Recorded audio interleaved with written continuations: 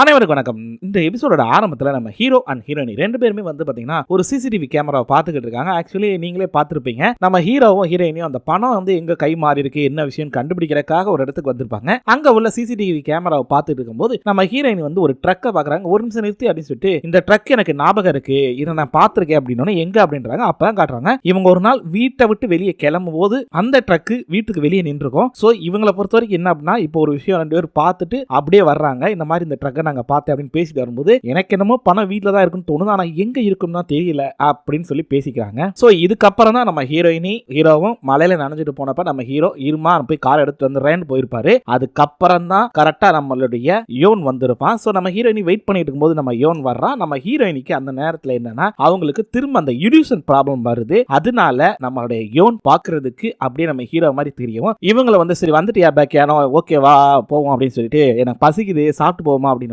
சரி வா அப்படின்னு சொல்லிட்டு அவனும் அதிகமா பேசியிருக்க மாட்டான். நல்லா கவனிச்சீங்கன்னா அதுக்கப்புறம் தான் இந்த விஷயம்லாம் நடந்திருக்கும். நம்ம ஹீரோ வந்திருப்பாரு. பார்த்தோன்னே ஹேயான் என்ன பண்ற வா அப்படின்னு சொல்லி அவரும் கூப்பிட்டுருப்பாரு. நம்ம ஹேயானும் கரெக்டா கதவை திறக்கும் போது திறக்கல. உடனே இவன் அப்படியே பாக்குறான். அவங்களுக்கு தயவு செய்து கதவை திற அப்படின்னு. இல்ல நல்லா யோசிச்சு பாரு, இப்ப போய் நீங்க என்ன சொல்ல போற, என் கூட வந்ததுக்கு என்ன காரணம் சொல்ல போற, சொல்லு பாப்போம், உண்மையை சொல்ல போறியா, சொன்னா மட்டும் அவன் ஏத்துக்குவானா என்ன, நல்லா யோசிச்சு பாரு, நீ என் கூட வந்தா உனக்கு பெனிஃபிட் இருக்குது அப்படின்றான். சோ இவங்க தயவு செய்து கதவை மட்டும் திற அப்படின்றாங்க. அதே நேரத்தில் அவனுக்கு கதை திறந்து விட்டோன்னே இவங்க டக்குன்னு எந்திரிச்சு போனோன்னே நம்ம ஹீரோ ஐயா எல்லாம் ஓகே தானே, ஒன்றும் பிரச்சனை இல்ல, சரி வா போலாம் அப்படின்றப்ப அவர் கையை பிடிச்சு கூப்பிடுறாரு. பட் நம்ம ஹீரோயின் என்ன பண்றாங்கன்னா, இல்ல ஒரு நிமிஷம் இருங்க அப்படின்னு சொல்லிட்டு, இங்க பாருங்க யோன் என்னை அவன் வீட்டுக்கு கூப்பிட்டு இருக்கான் டின்னருக்கு. சோ போய் நான் டின்னர் சாப்பிட்டுட்டு அதுக்கப்புறம் என்னுடைய தாத்தாவை பார்த்துட்டு நான் வர்றேன் அப்படின்றாங்க. இல்ல நீ போறதா இருந்தா நான் உன்னை தனியா அனுப்பல, நானும் வர்றேன் அப்படின்னு இவரு சொல்றாரு. பட் வில்லன் இருந்துட்டு என்ன சொல்றான்னா, இல்ல அங்க உனக்கு அனுமதி கிடையாது, ஒன்லி ஹையானுக்கு மட்டும்தான் அனுமதி, உனக்கு கிடையாது, ஏன்னா அவன் மட்டும்தான் அவருடைய பேத்தி, மத்த யாருக்குமே அனுமதி கிடையாது அப்படின்றாரு. நம்ம ஹீரோ ஒரு மாதிரியா பார்த்துட்டு இருக்காரு. அதே நேரத்தில் நம்ம ஹீரோயின் என்ன பண்றாங்கன்னா, நீங்க ஒன்னும் கவலைப்பட வேணாம் ஓகேவா, எனக்கு ஒன்னும் ஆகாது, நான் சொல்றப்ப நீங்க என்னை பிக்கப் பண்ணிக்கோங்க அப்படின்றாங்க. சரி அப்படின்னு சொல்லிட்டு பார்த்தா நம்ம ஹீரோயின் அப்படி ஏறி உட்கார்ந்துறாங்க. வில்லன் ஒரு மாதிரியா சிரிச்சுக்கிட்டே போறான். சோ என்ன நடக்க போகுதுன்னே தெரியல. சரின்னு சொல்லி நம்ம ஹையான் கிளம்பினோடனே நம்ம ஹீரோ கிளம்புறாரு. பட் நம்ம ஹீரோவை பின்னாடி இருந்து யாரோ தலையில அடிச்சு மயக்கமடைய வைக்கிறாங்க. அதுக்கப்புறம் அப்படியே இங்க காட்டுறாங்க நம்ம ஹீரோயினுடைய தம்பி பொண்டாட்டி இருந்தால அவளை காட்டுறாங்க. அவ பாத்தீங்கன்னா இங்க டோரை திறந்து சாக்கானால பாத்தீங்கன்னா என்னடான்னு பார்த்தா அங்க இருந்து அப்படியே பின்னாடி வர்றான் ஒருத்தன் வர்றான். இவன் யாருன்னே தெரியல, புது கேரக்டரா இருக்குது. ஆக்சுவலி இவன் தான் இவளோட ஹஸ்பண்ட், அதாவது எக்ஸ் ஹஸ்பண்ட். அவன் வர்றவன் கூட பாத்தீங்கன்னா பொக்கே ஒயின் எல்லாமே வாங்கிட்டு வந்து அவன் பாட்டுக்கு அசால்ட்டா எப்படிமா இருக்க அப்படின்னு, எப்படி என்னைய கண்டுபிடிச்ச அப்படின்னு தான் கேட்கறாங்க இவங்களும். இதெல்லாம் ஒரு விஷயமா, இதெல்லாம் ஈஸியா கண்டுபிடிச்சிடலாம் அப்படின்னு சொல்லிட்டு, ஆமா குழந்தை எப்படி இருக்கு நல்லா இருக்குதா அப்படின்னு சொல்லிட்டு டக்குன்னு அப்படி ஒயின் வைப்பான்ல, அந்த நேரத்தில் டக்குன்னு திரும்பி பார்த்து வேற எதுவும் தப்பா யோசிக்காத, என்ன யோசிச்சா கொண்டுடுவேன் உனக்கே தெரியுங்களா அப்படின்ட்டு போய் குழந்தைய பார்க்க போறான். அவன் பாட்டுக்கு என்னன்னு தெரியல, இவனை பார்த்தோன்னே இவ பயந்துகிட்டே இருக்கா. போய் அவன் பாட்டு குழந்தைய பார்க்க போறான்ட்டு இவங்களும் பயந்துட்டு வேகமா ஓடி போய் குழந்தைய பாக்குறாங்க. டக்குன்னு அவன் தலிக்கோ அப்படின்னு சொல்லிட்டு, ஹாய் குட்டிமா எங்க அப்பா சொல்லு அப்படின்னு அவன் பாட்டு பாக்குறான். இவளும் ஏய் என்ன விஷயம், எதுக்காக திடீர்னு வந்திருக்க அப்படின்னு, இதெல்லாம் ஒரு விஷயமா, ஆமா என்ன போன வேலையெல்லாம் நல்லா முடிஞ்சது போல இருக்கு, எல்லாத்தையும் ஏமாத்திட்டு எல்லாத்தையும் சுருட்டிட்டு வந்துட்ட போல இருக்கு, எவ்வளவு கிடைச்சது உனக்கு அமௌண்ட் அப்படி இப்படின்னு கேட்டுட்டு அவன் பாட்டுக்கு ஜாலியா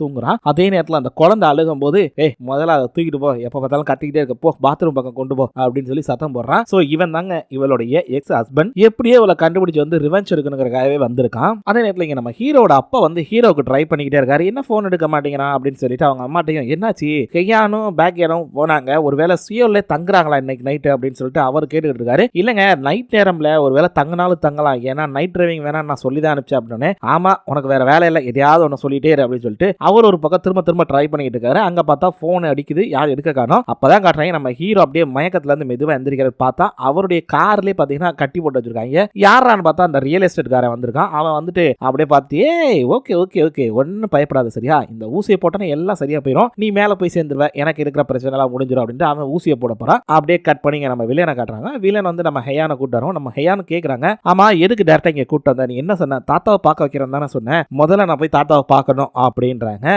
இல்ல நீ இப்படியே போக முடியாது, ஃபர்ஸ்ட் ட்ரெஸ் சேஞ்ச் பண்ணிக்கோ, பண்ணிட்டு டின்னர் சாப்பிட்டுட்டு அதுக்கப்புறம் அங்க போகலாம் அப்படின்னு சொல்லி சொல்றான். சரி ஓகே அப்படின்னு சொல்லிட்டு இவங்களும் போறாங்க. இங்க பாத்தீங்கன்னா வில்லன் என்ன பண்றானா, நம்ம ஹீரோயினை அனுப்பிச்சுறாங்க. அவங்களும் ரூமுக்கு போறாங்க. அவங்க போய் பாக்குறாங்க அப்படியே அவங்களோட ரூம். இங்க வில்லனும் பாத்தீங்கன்னா அப்படியே பார்த்து ஒவ்வொன்னா செய்யறாங்க. ஏன்னா ஹீரோயினுக்கு டின்னர் சாப்பிடணுங்கிறது பல நாள் கிளம்பு அவளுக்கு, அது இன்னைக்கு தான் நிறைவேறுதாமா. சோ அதே மாதிரி அங்க போயிட்டு என்னாச்சு ரெடி ஆயிடுச்சு அப்படின்னு கிச்சன்ல கேக்குறான். ரெடி ஆயிடுச்சு சார், இதுதான் உங்களுக்கு பிடிக்கும் அப்படின்றாங்க. ஓகே அப்படின்னு சொல்லிட்டு ஓகே இதுல என்ன ஃபிளைட் எடுக்கலாம், ஓகே இந்த பிளேட் ஓகே, இந்த ஒயின் கிளாஸ் ஓகே, ஒயின் பாருங்க அங்க அவ்வளவு அடிக்கி வச்சிருப்பாங்க, அதுல போய் அவன் பார்த்து நேரம் எடுத்து செலக்ட் பண்ணி அந்த ஒயின் ஒன்னு தூக்கிட்டு வர்றான். வந்துட்டு இங்க எல்லாத்தையும் ஆல் செட் பண்றான். அதே நேரத்தில் நேரத்துல இங்க செட் பண்ணி முடிக்கிறான்ல, அவன் ஒயின் எடுத்த கேப்ல என்ன ஆகும்னா கரெக்டா அந்த நேரத்துல அந்த ரியல் எஸ்டேட் காரன் போன் அடிப்பான். சார் இந்த மாதிரி பேக்கியானோக்கு அந்த ஊசியை போட்டுட்டு எல்லாம் கிளியர் ஆயிடுச்சு அப்படின்னு கன்ஃபார்ம் ஆகணும்னே கன்ஃபார்ம் சார், அவன் எப்படின்னு கொஞ்ச நேரத்துல இறந்துருவான் அப்படின்றாங்க. இவர் ஓகே அவன் சார் அடுத்து என்ன சார் பண்ண அப்படின்னே, ஒன்னும் இல்ல நீ போய் ஒளிஞ்சுக்கோ, உனக்கு தேவையான எல்லாத்தையுமே நான் கொடுக்குறேன், தயவுசெய்து இங்க இருந்து போய் யார் கண்ணிலையும் சிக்காத அப்படின்றப்பல சரி ஓகே சார் அப்படின்றான். பட் ஒருவேளை என்னாச்சு ஏதாச்சும் தெரியல, ஹீரோக்கு உண்மையிலேயே ஊசியை போட்டானாங்கிறதும் தெரியல.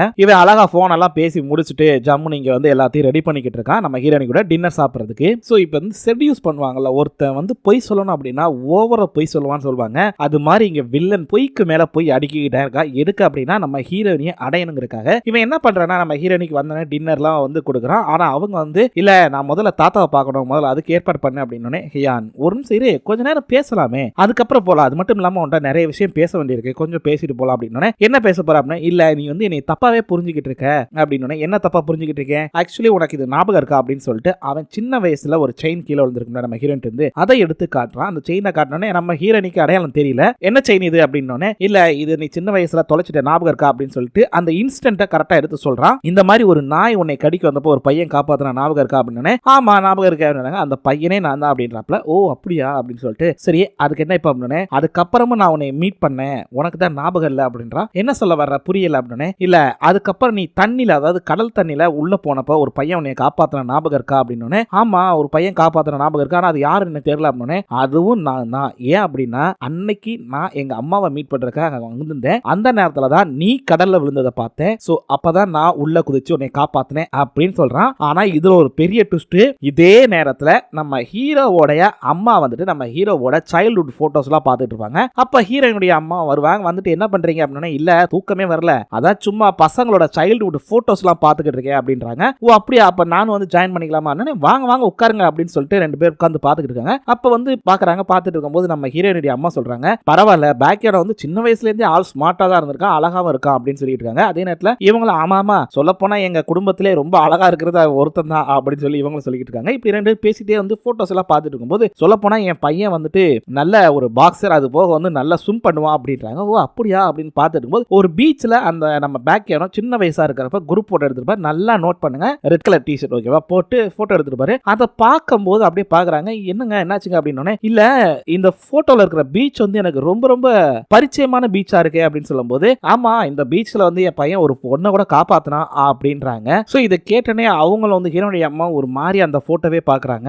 என்ன மேட்டருங்கிறத அடுத்து சொல்றேன், ஏன்னா இதுலதான் ஒரு ட்விஸ்டே அடங்கி இருக்குது. இப்போ இவங்க அம்மாவுக்கு உண்மை தெரிஞ்சிடும், பட் நம்ம ஹீரோனிக்கு அங்க வேற மாதிரி தெரிய வரும். நம்மளுடைய வில்லன் வந்து அங்க சொல்லியிருக்கான், இல்ல நான் ஃபர்ஸ்ட் உன்னை பார்த்தப்பே எனக்கு பிடிச்சு போச்சு, நீ மீட் பண்ண முதல் பையனும் நான் தான், அதே நேரத்தில் நான் மீட் பண்ண முதல் பொண்ணு நீ தான், நான் அன்னையில இருந்து உன்னை வந்து மனசுக்குள்ள நினைச்சிட்டு காதலிச்சுட்டு தான் இருக்கேன், பட் உனக்கு தான் அது தெரியல அப்படின்றாரு. இவங்களும் சொல்றாங்க, நீ காதலிச்சதா அதை வந்து தெரிவிக்கணும், தெரிவிக்காம நீ மனசுக்குள்ளேயே வச்சுக்கிட்டா அதுக்கு நான் என்ன பண்றது, பட் எனக்கு பேக்கியானா தானே பிடிச்சிருக்கு அப்படின்றாங்க. கரெக்ட் தான், ஆனா அவன் ஊடல வந்தவன் தானே, நான் தான் உன்னை சின்ன வயசுல இருந்தே பாதுகாப்பு பண்ணிக்கிட்டு இருக்கேன் அப்படின்னு சொல்லி சில விஷயங்களை சொல்லும் போது அவங்க அப்படியே ஒரு மாதிரியா இருக்காங்க. சரி ஓகே எனக்கு முதல்ல தாத்தாவை பார்க்கணும் அப்படின்னு சரி வா அப்படின்னு சொல்லி கூட்டிட்டு போறான். அப்புறம் ஒரு முக்கியமான விஷயங்க என்ன அப்படின்னா, இந்த வெப் சீரிஸோட செகண்ட் சீசன் வந்து இப்பதான் ஷூட் பண்ண ஆரம்பிச்சிருக்காங்க போல இருக்கு. கண்டிப்பா இது வந்தோடனே நம்ம போடுவோம். இங்க நம்ம ஹீரோனியை அழகா கூட்டிட்டு வரான் வில்லன், கூட்டிட்டு வந்து விடும்போது அவங்க இல்ல நான் தாத்தாட்ட தனியா பேசணும், ஒரு 2 நிமிஷம் பேச விடு அப்படின்னு ஓகே அப்படின்னு சொல்லி விட்டுறான். ஏன்னா வில்லனுடைய மிகப்பெரிய வீக்னஸே ஹீரோயின் தான். அவங்க அதை கரெக்டா பயன்படுத்துறாங்க, பயன்படுத்தி அங்க போய் தாத்தா அப்படின்னு சொல்றாங்க. பட் உள்ள என்ன பேசினாங்கலாம் காட்டல. அந்த நேரத்துல இங்க வந்து வில்லனோட அம்மா இருக்காங்கல்ல, அவங்க வந்தோன்னே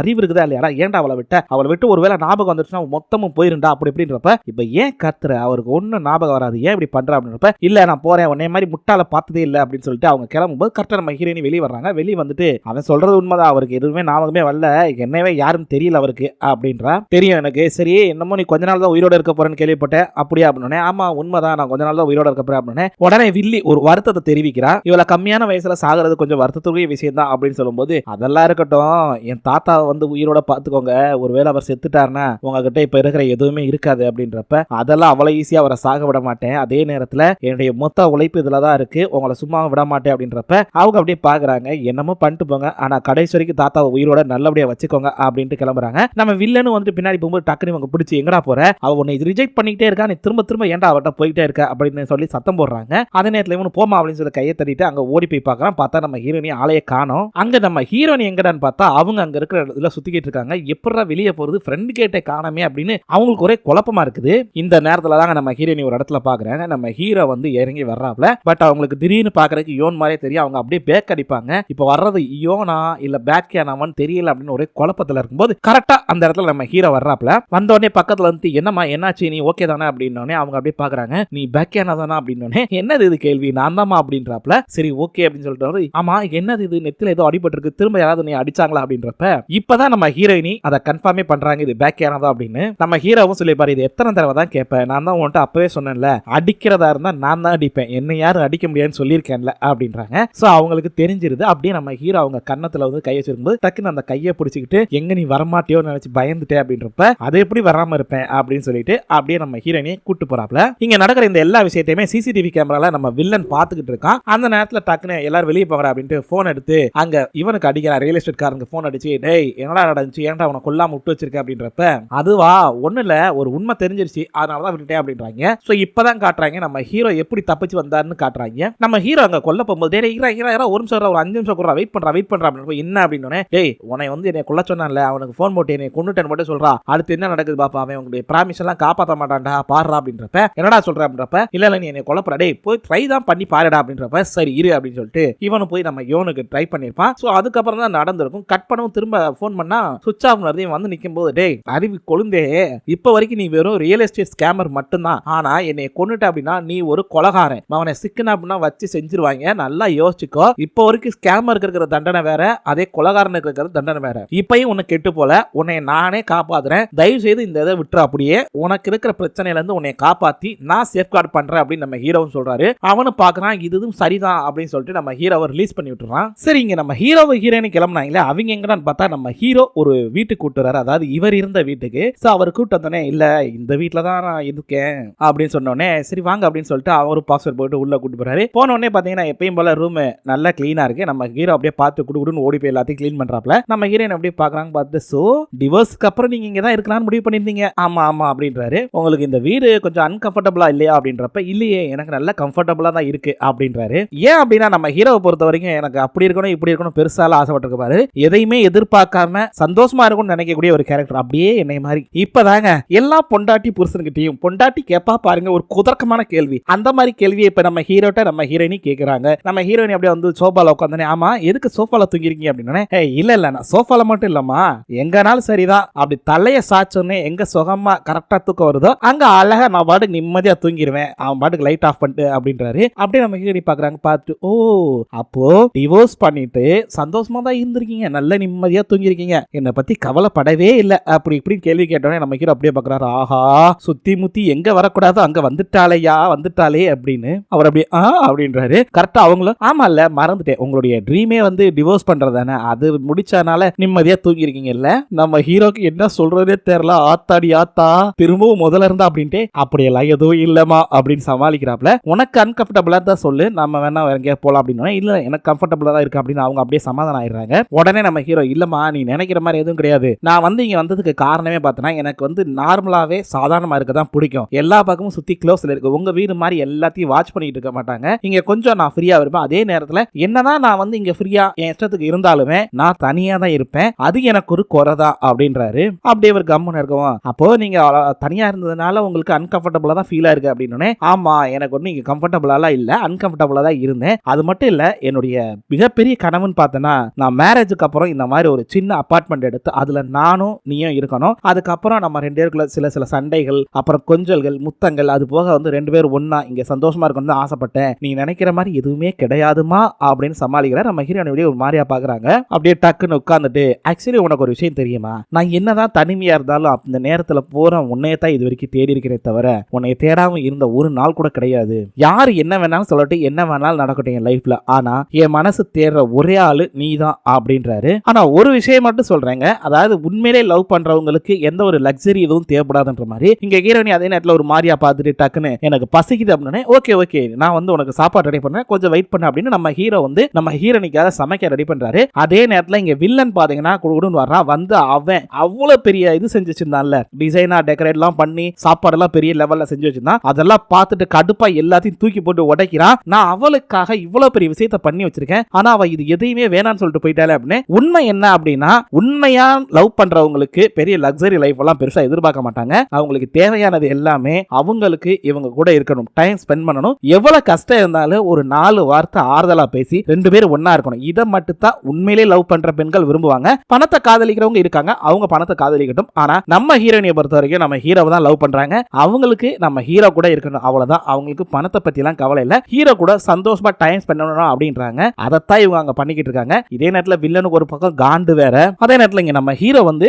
அவர்கிட்ட இருக்கிறத வச்சு அழகா சமைச்சு கொண்டு வந்து வைக்கிறாப்ல. நம்ம ஹீரோயினி பாக்குறாங்க, பாக்குறதுக்கே நல்லா இருக்குங்க அப்படின்னு. சாப்பிட்டு பாரு இன்னும் நல்லா இருக்கும் அப்படின்னு நம்ம ஹீரோயினி அந்த குழம்பை எடுத்து அப்படி டேஸ்ட் பண்ணி பாக்குறாங்க, நல்லா இருக்குங்க அப்படின்ட்டு. அப்புறம் சாப்பாடு எடுத்து சாப்பிட்டு பார்த்து இதுவும் நல்லா இருக்குப்பா, பரவாயில்லப்பா அப்படின்னு சொல்லிட்டு இருக்காங்க. அதே நேரத்துல நம்ம ஹீரோ கரெக்டா சாப்பிட்டுட்டு இருப்பாரா இல்லையா நம்ம ஹீரோயினி, ஆமா கேட்க நினைச்சேன் நான் செத்ததுக்கு அப்புறம் எப்படி இன்னொரு பொண்ணை கல்யாணம் பண்ணிக்கவே இல்லை அப்படின்னு. அவர் என்னமா கேட்டா அப்படின்னா, ஆமா நான் தெரிஞ்சுக்கணும்ல, ஆக்சுவலி நீ வந்துட்டு நான் செத்ததுக்கு அப்புறம் இன்னொரு பொண்ணை கல்யாணம் பண்ணிக்கவே இல்லை அப்படின்னு அப்படியே பாக்குறாரு. ஆத்தாடி ஆத்தா, புருஷனை போட்டு ஒரு வழி பண்ணிடுறாங்க. அதே மாதிரி தான் இங்கேயும் நடக்குது. இல்ல சும்மா சொல்லுங்க, எனக்கு தெரிஞ்சுக்கணும் ஒரு கியூரியாசிட்டி இருக்கு அப்படின்னு. அப்படி எல்லாம் ஒண்ணும் கிடையாது, எனக்குமே தெரியாது நீ செத்து போயிட்டா என்ன பண்ணுவான்லாம் எனக்கு தெரியாது அப்படின்னு இவரே சொல்றாரு. ஏன்னா இவருக்கு எந்த ஐடியாவும் கிடையாது. தவளை தன் வாயால கெடுன்னு சொல்லுவாங்க, கேள்விப்பட்டிருக்கீங்களா? அது மாதிரி நம்ம ஹீரோ அவர் வாயை கொடுத்தே அவரே வாங்கி கட்டிக்கிறாரு. என்ன அப்படின்னா, இவரு இங்க பாருமா முதல்ல சாப்பிடுமா, தயவு செய்து இப்ப வந்து இந்த இது வேணாம் அப்படின்றப்ப, இங்க பாரு திரும்ப நீ வந்து சப்ஜெக்ட மாத்தன அப்படின்னா நானே உன்னை கொன்னுடுவேன், உண்மையை சொல்லு அப்படின்னு. இங்க பாருமா, ஃபர்ஸ்ட் நீனே நல்லா யோசிச்சு பாரு, நான் அழகா இருந்தா மட்டும் போதுமா? நல்லா யோசிச்சு பாரு, ஏற்கனவே ஒரு நல்ல பணக்கார பொண்ணை கல்யாணம் பண்ணி அவ கூட 2 வருஷம் இருந்துட்டு அவளை வேணாம்னு சொல்லி டிவோர்ஸ் பண்ணிட்டு வந்திருக்கேன். அப்படிப்பட்ட என்ன எந்த பொண்ணுக்கு பிடிக்கும்? முதல்ல எனக்கு எந்த மாதிரியான பொண்ணு கிடைக்கும் அப்படின்னு. கரெக்ட், அப்போ உனக்கு எந்த மாதிரியான பொண்ணு பிடிக்கும், அது என்ன மாதிரியான பொண்ணை நீ பார்க்க போற அப்படின்னு சொல்லி இவங்க கேட்காம அப்படியே பாக்குறாரு. ஆத்தாடி, நம்ம வாயை வச்சு நம்ம சும்மா இருக்க பாட்டம் போல இருக்கு, நம்மளே அவளுக்கு கரெக்டா லீட் எல்லாம் எடுத்து கொடுக்குறோமே. இவர் ஒரு பக்கம் பயப்படுறாரு. டக்குன்னு இவங்க வந்து, ஆமா நீ தான் நல்லா பாக்குறதுக்கு அழகா இருக்க, ஹேண்ட்ஸமா, ஓகேவா, அது போக நல்ல வேலையில இருக்க, சொல்ல போனா நல்லா சமைக்கிற, அப்ப உன்னை எந்த பொண்ணுக்கு தான் பிடிக்காது, உன்னை யாருக்கு தான் பிடிக்காம இருக்கும் சொல்லு அப்படின்னு அவர் அப்படியே பாக்குறாரு. அதே நேரத்துல ஆக்சுவலி எனக்கு என்ன தெரியுமா தோணுது, எனக்கு எத்தனை ஜென்மம் எடுத்தாலும் உன் கூட தான் இருக்கணும் அப்படிங்கிற ஒரு ஃபீல் வரும்ல, அந்த மாதிரி ஒரு ஃபீல் தான் வருது அப்படின்ற மாதிரி சொல்றாங்க. 100 லைஃப் இருந்தாலும் சரி, 1000 லைஃப் இருந்தாலும் சரி, அந்த லைஃப்ல எல்லாத்துலயும் நீ தான் எனக்கு புருஷனா வரணும், நான் தான் உனக்கு பொண்டாட்டியா வரணும் அப்படின்றாங்க. சோ இதை கேட்டோன்னே ஹீரோவும் அப்படியே ஒரு மாதிரியா அமைதியா பாக்குறாரு. நம்ம ஹீரோயினி அப்படியே பாக்குறாங்க. சிம்பிளா சொல்லணும்னா, உன்னை யாருக்காக நான் விட்டு கொடுக்க மாட்டேன் அப்படின்னு நம்ம ஹீரோயினி சொல்றாங்க. நம்ம ஹீரோ அப்படியே பார்த்துட்டு இது வந்து உண்மையா அப்படின்னு, உண்மைதான் எனக்கு உன்னை அந்த அளவுக்கு பிடிக்கும்பா அப்படின்றாங்க. நம்ம ஹீரோ அப்படியே பார்த்து ஐயோ அப்படின்னு ஒரு மாதிரியா டெம்ப்ட் ஆகுறாரு. இங்க வில்லனை காட்டுறாங்க. ஆல்மோஸ்ட் வில்லன் வந்து பைத்தியக்கார மாதிரி நடந்துட்டு அவன் பாட்டு உட்கார்ந்துருக்கான். கரெக்டா அவங்க அம்மா வர்றாங்க. வந்த உடனே நான் தான் உன்ட்ட சொன்னேன்ல உனக்கு கிடைக்க மாட்டா, தேவையில்லாம அவ பின்னாடி சுத்தாதுன்னா கேட்கிறியா, இப்ப பாரு இந்த மாதிரி பைத்தியக்கார மாதிரி உட்கார்ந்துருக்கா அப்படின்னா, அது எனக்கும் தெரியும், ஆனாலும் என்னால அவளை விட்டு கொடுக்க முடியாது,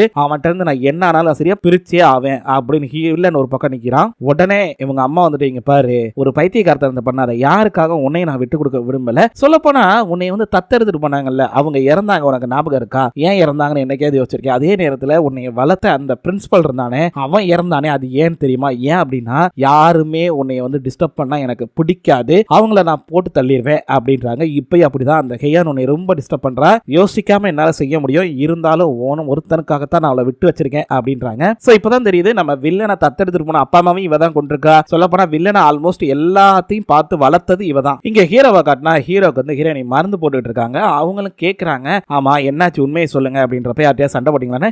இல்லம்மா நான் தான் எத்தனை தடவை சொல்றேன், சண்டை எல்லாம் போடல, ஜஸ்ட் கார் ஓட்டும் போது யதார்த்தமா ஒரு பிரேக் அடிச்ச ஒரு இடத்துல அப்ப என்னோட தலை டம்முன்னு முட்டிருச்சு, அதுல ஏற்பட்ட அடிதாமா, நான் யாரு கூட சண்டை போடலாமா அப்படின்னு சமாளிச்சிடுறாரு. அதே நேரத்துல சரி நீ போனே உன் தாத்தாவை பாத்தியா அப்படின்றப்ப இப்பதான் நம்ம ஹீரோயினி அங்க போனதை காட்டுறாங்க. அங்க நம்ம ஹீரோயினி போன உடனே அவர் தாத்தா அப்படியே பார்த்துட்டு, மிஸ் எனக்கு பசிக்குது அப்படின்னு சொல்லி சொல்றாங்க. சோ அதை கேட்டோன்னே இவங்க ஒரு மாதிரி அழுக ஆரம்பிச்சாங்க. எப்படி இருந்த மனசு இப்ப எப்படி ஆயிட்டாரு அப்படின்னு. அவங்க அந்த நேரத்துல தாத்தா எனக்கு தெரியலையா, நல்லா ஞாபகப்படுத்தி பாருங்க அப்படின்னு சொல்லிட்டு டக்குன்னு சரி தாத்தா ஓகே இப்ப வந்து எனக்கு டைம் இல்ல, கொஞ்ச நேரம் தான் நான் இங்க இருக்க முடியும் அப்படின்னு சொல்லிட்டு, இந்த பேனா ஞாபகம் இருக்கா உங்களுக்கு, என்னுடைய பிறந்த நாளுக்கு நீங்க தான் கிஃப்ட் பண்ணீங்க, இந்த பேனால என்னுடைய பேர் இன்சியலா எழுதியிருக்கோம், அதே நேரத்துல இது ரொம்ப ஸ்பெஷலா ரெடி பண்ணது, இதுல ரெக்கார்ட் டிவைஸ் வேற இருக்குது, இதோ இந்த இடத்துல நான் வைக்கிறேன் அப்படின்னு சொல்லிட்டு அங்க வச்சுட்டு, தாத்தா நீங்க எது சொல்றாங்கன்னா தயவு செய்து உங்களுக்கு நினைவுக்கு வந்த உடனே இந்த பேனால ரெக்கார்ட் பண்ணுங்க, அதுக்கப்புறம் நான் கண்டிப்பா கூடிய சீக்கிரம் வந்து இந்த பேனாவை எடுத்துட்டு என்னங்கிறது உங்ககிட்ட பேசுறேன் அப்படின்னு சொல்லிட்டு வச்சுட்டு வந்திருக்கேன் அப்படிங்கிற மேட்டர் நம்ம ஹீரோட்ட சொல்றாங்க. பட் நம்ம ஹீரோ கேட்கிறாரு கண்டிப்பா நடக்குமா அப்படின்னு. கன்ஃபார்மா அதுல ரெக்கார்ட் ஆகும், அதை வச்சு நம்ம எல்லாத்தையும் கண்டுபிடிக்கலாம் அப்படின்றாங்க.